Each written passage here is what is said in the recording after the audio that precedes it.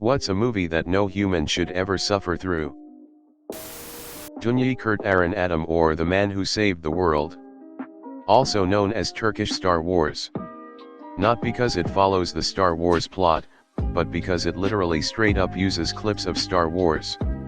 Like the opening sequence shows the Death Star exploding something like 3 or 4 times to illustrate that the big evil space wizard, who has oppressed the galaxy for a 1000 space years, set his sights on Earth. And then the heroes are in the X-Wings zooming through the trenches, with cardboard cutouts covering the fucking screen behind them over the rebel pilots.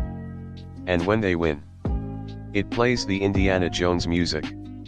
Other honorable mention ripoffs: Battlestar Galactica, Original, Doctor Who, Planet of the Apes, Flash Gordon, and Moonraker. It's bad. And I mean bad, bad. It's like get rocked off your tits before watching it bad. And about halfway through it has a half-hour-long advertisement for Islam. If you want to see the single worst movie ever produced by an actual studio, this is the one. It's a Turkish studio, in 1982, and holy fucknuckers is this film bad. Gotti found it on Netflix and thought it was a cool made by Netflix telling of his story. It's not. It stars John Travolta in the title role and is, I think, a made-for-TV movie that happens to be on Netflix. It is excruciatingly bad. You're waiting for it to get better. And waiting. And waiting. It will not get better. It will anger you and destroy your faith in movies and the world in general. Avoid. I watched it 3 years ago accidentally and I am still angry. Repeat, avoid. Cats. Mean Girls 2. Cats. Dragon Ball Evolution. A Wrinkle in Time. You had one job. What the hell is this movie?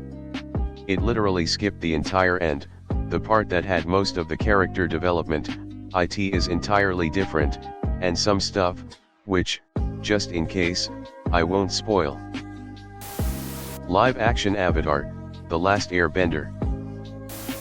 Giggly. That Winnie the Pooh horror movie. Why was that made? A Serbian film. The Sherlock Holmes with Will Ferrell and John C. Reilly. I think I made it 10 minutes in before giving up.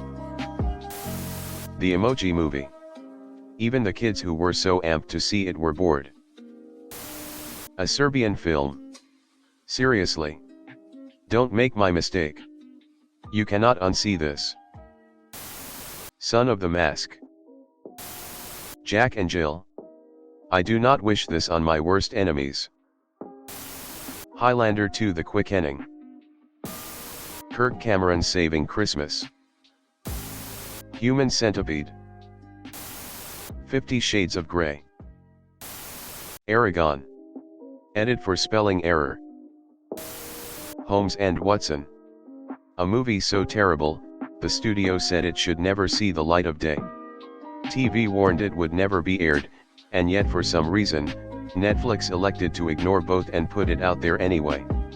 It's rare I give up on a movie before it even starts, but based on the trailer, I didn't even bother. The reviews and all the backlash it got seemed to support my decision. It's Pat, the movie. Cats. My wife and I put it on a few weekends ago, hate watch and riff on it, but we weren't prepared for quite how bad that was.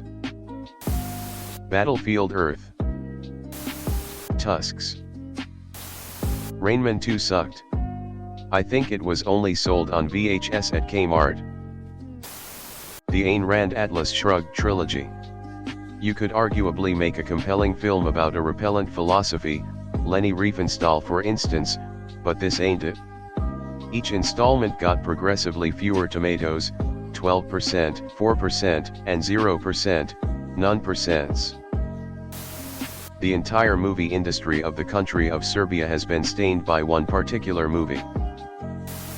Sgt. Pepper's Lonely Hearts Club Band.